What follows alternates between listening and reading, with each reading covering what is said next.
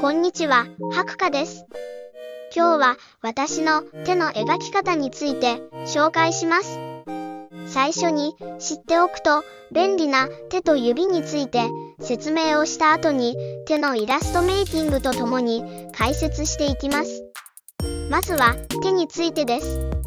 手は指、手のひら、親指、手首の4つのパーツに分けて考えると描きやすいです。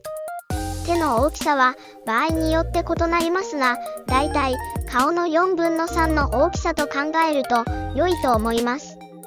また、手のひらと指の長さはほぼ同じで、手のひらの横幅と手首の横幅もほぼ同じです。次に、指についてです。前から見た指、横から見た指、どちらも指先に行くにつれて細くなります。指先は尖りすぎずにカーブを意識すると良いです。また、横から見た指の時は指の腹側の膨らみを意識して凹凸を描きます。最後に関節についてです。親指には関節が2つあり、それ以外の指には関節が3つあります。それぞれの関節の距離は厳密に言うと第2関節と第3関節の間が一番長いですが、ほぼ同じと考えると描きやすいと思います。また、関節を意識して凹凸を描くといい感じになります。それでは今までの知識を踏まえて手のイラストメイキングを見てみましょう。まずはラフです。はじめに話したように手を4つのパーツに分けて考えながら当たりを取っていきます。この時に距離感が等しくなるように関節の印を薄く描いていきます。こうすることで関節を意識して凹凸を描くことができます。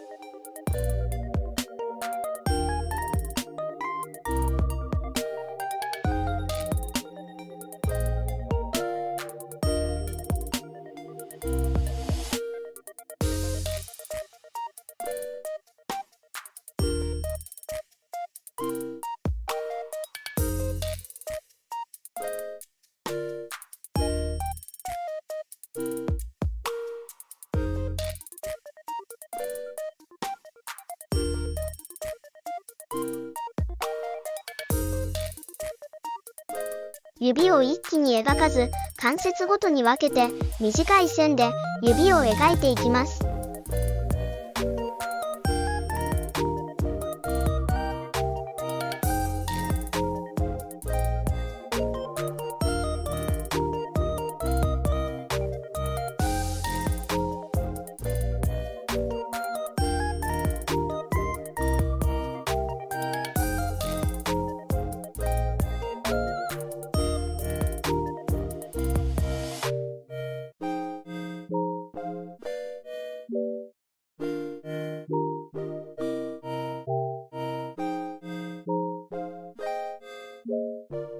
次の段階に移る前に、それぞれの手の位置を調整していきます。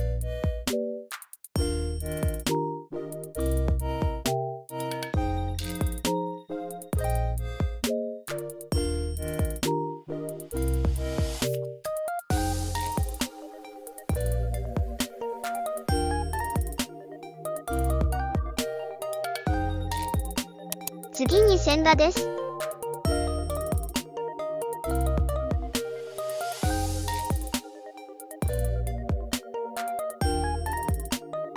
線の強弱を意識しながら手を描いていきます。私はよく関節の部分は細い線で描いてメリハリをつけています。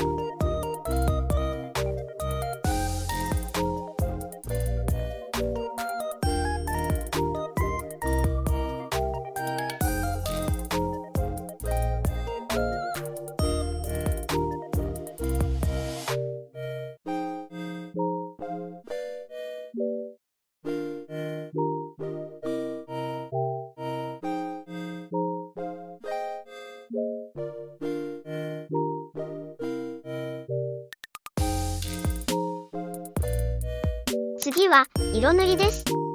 はじめにバケツツールでベースの色を塗ります。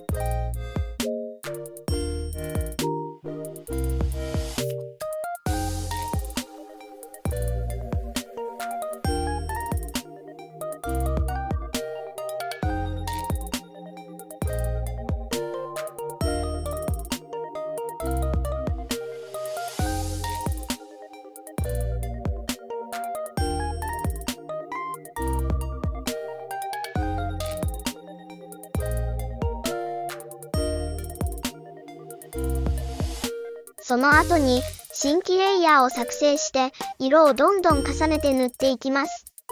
ピンク色で指先や関節の部分に血色感を与えていきます。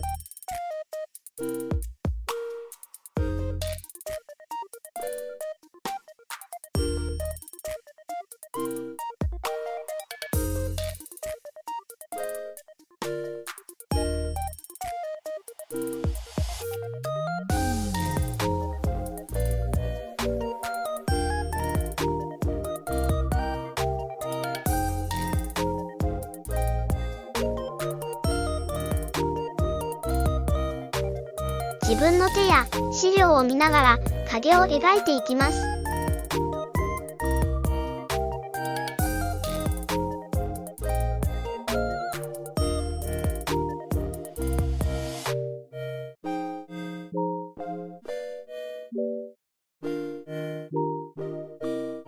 今回は背景を赤色にしたので、反射光として影に明るい赤をメインに青色なども混ぜていきます。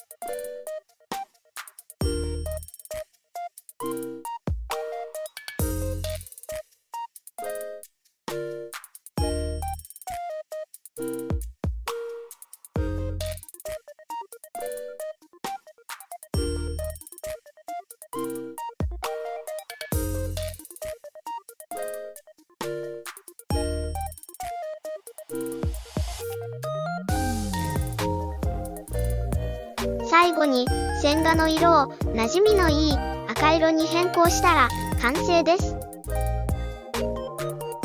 ご清聴ありがとうございました。